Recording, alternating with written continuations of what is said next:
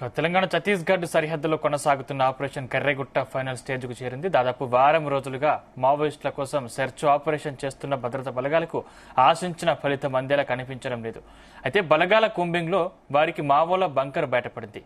అయితే పోలీసులు తమను చుట్టుముడుతున్నారన్న సమాచారంతో మావోయిస్టులు వారి స్థావరాల నుంచి తప్పించుకున్నారన్న వార్తలు వినపడుతున్నాయి.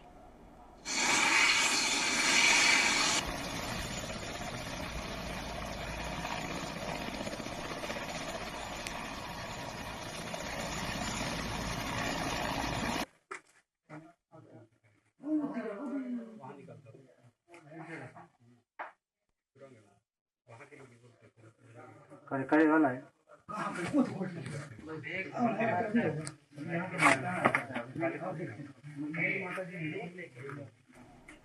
ఇక తెలంగాణ ఛత్తీస్గఢ్ సరిహద్దుల్లో కొనసాగుతున్న ఆపరేషన్ కర్రెగుట్ట ఫైనల్ స్టేజ్ కు చేరింది. దాదాపు వారం రోజులుగా మావోయిస్టుల కోసం సెర్చ్ ఆపరేషన్ చేస్తున్న భద్రతా బలగాలకు ఆశించిన ఫలితం అందేలా కనిపించడం లేదు. అయితే బలగాల కూంబింగ్ లో వారికి మావోల బంకర్ బయటపడింది. అయితే పోలీసులు తమను చుట్టుముడుతున్నారన్న సమాచారంతో మావోయిస్టులు వారి స్థావరాల నుంచి తప్పించుకున్నారన్న వార్తలు వినపడుతున్నాయి. రైట్, ఇదే అంశానికి సంబంధించిన మరింత సమాచారం మా ప్రతినిధి శ్రీకాంత్ అందిస్తారు. శ్రీకాంత్, తెలంగాణ ఛత్తీస్గఢ్ సరిహద్దు ప్రాంతమైనటువంటి కర్రెగుట్ట ప్రాంతంలో కూడా మావోయిస్టులు భారీగా ఉన్నారంటూ కూడా సెర్చ్ ఆపరేషన్ అయితే కొనసాగుతుంది. దీనికి సంబంధించిన భద్రతా దళాలు కూడా 7వ రోజు కూడా ఇక్కడ కర్రెగుట్ట ప్రాంతాన్ని 3 వైపులా కూడా చుట్టుముట్టారు. సుమారుగా 10 నుంచి 20 వేల మధ్య ఉన్నటువంటి పోలీసులు మాత్రం పూర్తిగా ఆ యొక్క కర్రెగుట్టను అయితే ఆధీనంలోకి తీసుకున్నటువంటి క్రమంలో కొంతమంది భద్రతా దళాలు మాత్రం ఇక్కడ ఎండవేడి అదేవిధంగా ఉక్కపోతతో అసలు డిహైడ్రేషన్ అయినటువంటి భద్రతా దళాలు మాత్రం బేస్ క్యాంప్ పంపించిన తర్వాత మిగతా సంబంధించినటువంటి జవాన్లు మాత్రం ఆయా సంబంధించిన కర్రెగుట్ట ప్రాంతానికి అయితే తరలిస్తున్న క్రమంలో సెర్చ్ ఆపరేషన్ అయితే ఇంకా కొనసాగుతున్న క్రమంలో ఆయా సంబంధించిన కర్రెగుట్ట ప్రాంతంలో భారీ బంకర్లు అయితే బయటపడుతున్నాయి. అందులో ఉన్నటువంటి బంకర్లు పూర్తిగా ఒక 1/2 కిలోమీటర్ నుంచి కిలోమీటర్ వరకు ఆ యొక్క గుహలు అయితే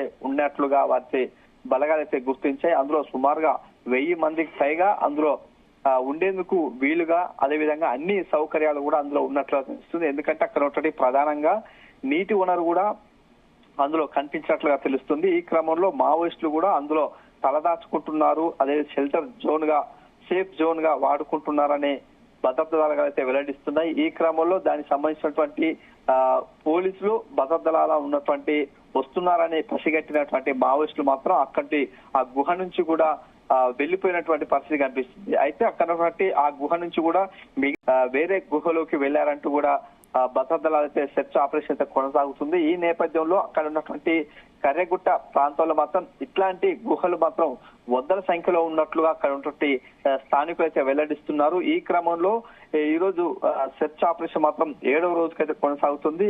అదేవిధంగా కొన్నటువంటి ఆ ప్రాంతానికి సంబంధించినటువంటి బలగాలు మాత్రం పైకి వెళ్తున్నటువంటి క్రమంలో మాత్రం అక్కడ గుహలతో పాటు అదేవిధంగా అక్కడ కాస్త ఏదైతే ఉన్నటువంటి ఉక్కపోత మాత్రం తీవ్ర ఇబ్బందులు ఎదుర్కొంటున్నారు. మరోవైపు మావోయిస్టు పార్టీకి సంబంధించినటువంటి మోస్ట్ వాంటెడ్ గా ఉన్నటువంటి హిడ్మా ఇదే ప్రాంతంలో ఉన్నట్టు తెలుస్తుంది. అదేవిధంగా తెలంగాణ ప్రాంతానికి సంబంధించిన అగ్రహిత ఉన్నటువంటి దామోదర్తో పాటు మిగతా సంబంధించిన వారంతా కూడా కర్రెగుట్టనే ఆసరాగా చేసుకుని ఇందులో ఉన్నట్లుగా నిఘా వర్గాలకైతే సమాచారం అందించిన నేపథ్యంలో మాత్రం ఈ యొక్క ఆపరేషన్ అయితే కొనసాగుతుంది.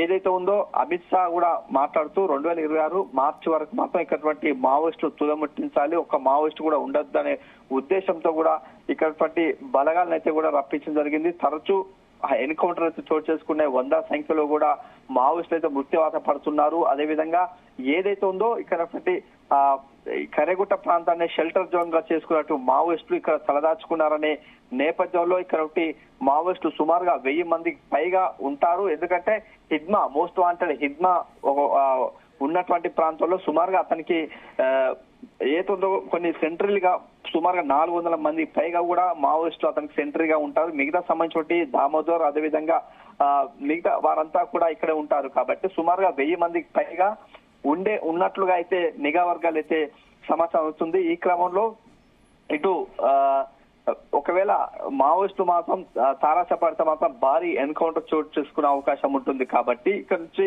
భద్రతా దళాలు మాత్రం భారీ సంఖ్యలో కూడా ఇక్కడ చేరుకుంటున్నాయి. ఇటు వాజేడు వెంకటూరు ప్రాంతం నుంచి కూడా ఇక్కడికి వెళ్ళడం, అదే విధంగా ఇటు ఛత్తీస్గఢ్ ప్రాంతం నుంచి కూడా గుట్ట ప్రాంతానికి వెళ్ళడం, ఇదే విధంగా ఖమ్మం సంబంధించిన చర్ల ప్రాంతం నుంచి కూడా వెళ్తుంది. అంటే మూడు వైపులా కూడా గుట్టనైతే చుట్టుముట్టారు. మరోవైపు ఉన్నటువంటి కాస్త ఏదో ఖాళీగా ఉన్నటువంటి ప్రాంతం నుంచి కూడా మావోయిస్టులు తప్పించుకుంటారనే ఊహాగానాలు అయితే వస్తున్నాయి. అదేవిధంగా గత 2 రోజుల క్రితం కూడా భారీ ఎన్కౌంటర్ చోటు చేసుకుంటూ సుమారుగా 30 మందికి పైగా మృత్యువాత పడ్డట్టుగా సోషల్ మీడియాలో మాత్రం వార్తలు అయితే అందుతున్నాయి. కానీ దానిపై కూడా ఎలాంటి క్లారిటీ లేదని చెప్పవచ్చు. మిగతా సంబంధించిన సెర్చ్ ఆపరేషన్ అయితే ఈ రోజు 7వ రోజు అయితే కొనసాగుతుందని చెప్పవచ్చు.